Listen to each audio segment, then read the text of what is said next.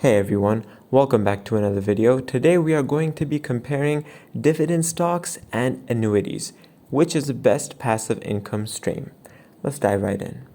So first things first, I'd like to clear up that annuities have higher taxes and fees. They are more costly and they are quite expensive as compared to dividend stocks, as they have a lot of fees and taxes that can be added on as the years go by.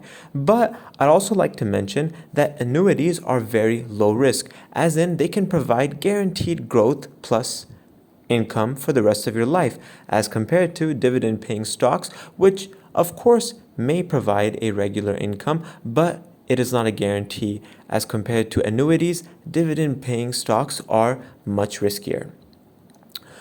Dividend paying stocks, I like to say, are way cheaper to purchase as compared to annuities, and therefore it seems to be a more appealing option. But in terms of most passive income stream, I'd have to state that annuities, though they have higher taxes and fees, they do provide a more stable passive income for the rest of your life when we are comparing it to dividend paying stocks. Once again, in my opinion, I would have to say annuities, though they are more expensive, provide a more passive income.